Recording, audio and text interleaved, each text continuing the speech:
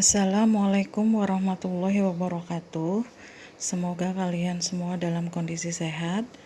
Nah, pada pertemuan hari ini kita mata pelajaran biologi akan mempelajari tentang sistem reproduksi vegetatif pada tumbuhan.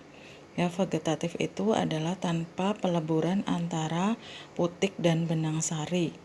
Yang pertama kita pelajari adalah vegetatif alami, yaitu perkembangbiakan vegetatif yang terjadi secara alami atau terjadi dengan sendirinya tanpa bantuan atau campur tangan dari manusia.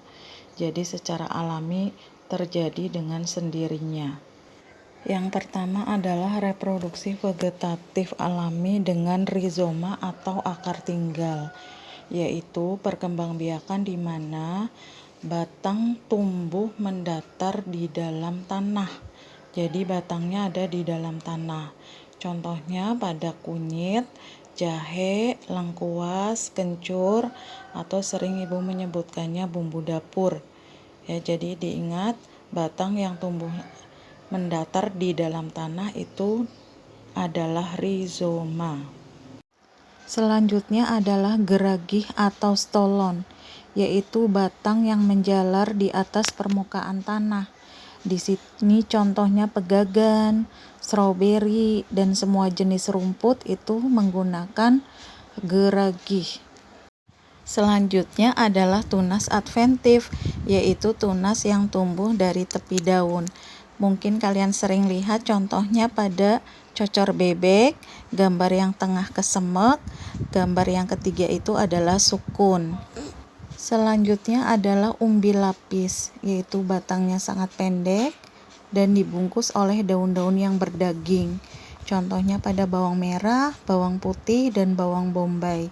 Jadi daunnya di sini berfungsi sebagai tempat cadangan makanan.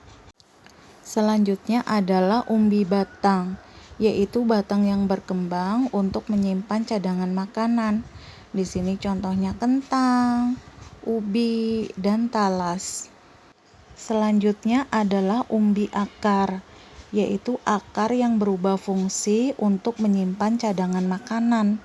Jadi di sini contohnya pada wortel, singkong, dan bunga dahlia. Perkembangbiakan vegetatif alami selanjutnya adalah tunas, yaitu tunas yang tumbuh di pangkal batang. Sering kalian temukan contohnya pada tanaman pisang dan pada bambu. Ingat ya, kalau tunasnya ada di tepi daun itu namanya tunas adventif.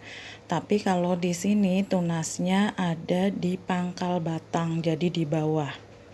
Perkembangbiakan vegetatif alami yang terakhir adalah spora. Ya, di sini spora contohnya pada tanaman paku, jamur, bisa juga ditambahkan lumut. Kalian lihat itu daun yang berwarna hijau, itu bintik-bintik kecil biasanya letaknya di bawah permukaan daun. Nah, itu adalah jenis tanaman paku. Yang berwarna hitam atau kecoklatan itu adalah jenis sporanya. Setelah kalian mempelajari cara reproduksi vegetatif alami pada tumbuhan, yaitu dengan sendirinya atau tanpa bantuan manusia, sekarang kita pelajari reproduksi vegetatif buatan, yaitu tanpa peleburan putik dan benang sari, serta dibantu oleh manusia atau disengaja oleh manusia, atau adanya campur tangan manusia. Berarti itu vegetatif buatan. Reproduksi vegetatif yang pertama yaitu mencangkok. Bisa kalian lihat di gambar proses mencangkok, mungkin kalian pernah melakukan proses mencangkok. Dilihat di situ, diambil mata kulitnya, kemudian dibersihkan ya. Jika sudah dibersihkan sampai bagian lendir batangnya, kemudian ditutup dengan tanah, bisa dicampur dengan serat pada kelapa, kemudian dibiarkan sampai akarnya tumbuh di dalam pohon. Kemudian kalau sudah lama akan dipotong baru ditancapkan ke dalam tanah. Itu proses mencangkok yang dibantu atau sengaja oleh campur tangan manusia.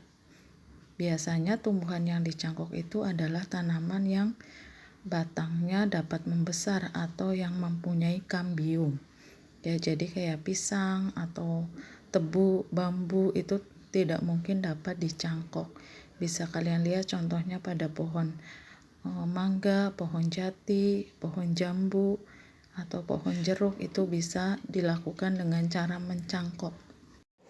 Cara reproduksi vegetatif buatan yang kedua adalah stek. Bisa kalian lihat contohnya pada tanaman mawar, tebu, singkong, dan bambu. Kalian lihat di sini ya, dipotong bagian tanaman yang akan disetek, bagian ujungnya dilancipkan, kemudian ditancapkan ke dalam tanah. Nah, lalu akan muncul atau tumbuh akar sehingga membentuk individu baru. Nah, itu cara setek pada tanaman bambu, tebu, singkong, dan tanaman mawar. Bisa kalian coba di rumah. Reproduksi vegetatif yang ketiga yaitu mengenten atau menyambung.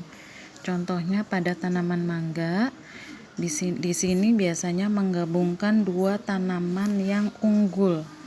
Ya, contoh mangga yang bagian atas mempunyai keunggulan yaitu buahnya manis.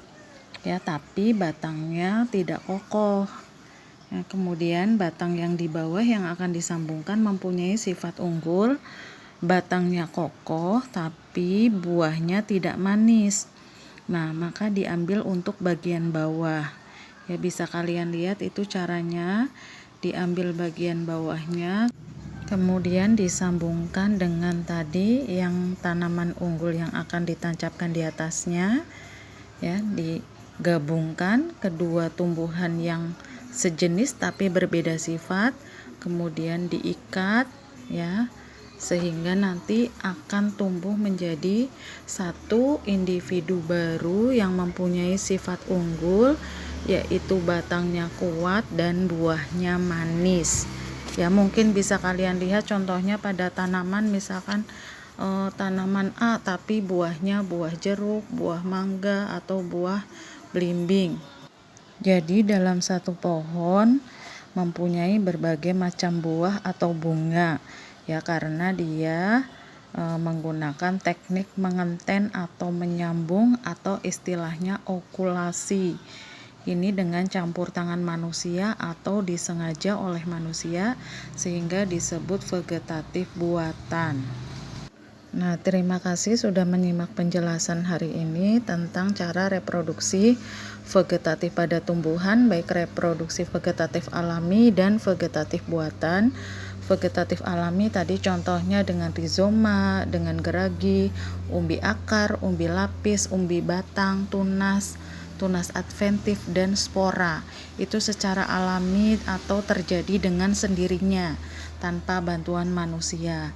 Kalau reproduksi vegetatif buatan tadi contohnya dengan mencangkok, kemudian ada setek, kemudian ada menempel atau okulasi. Ya, itu beberapa contoh dari cara reproduksi vegetatif buatan.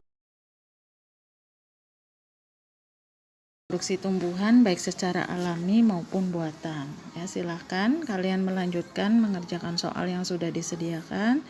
Terima kasih. Wassalamualaikum warahmatullahi wabarakatuh semuanya.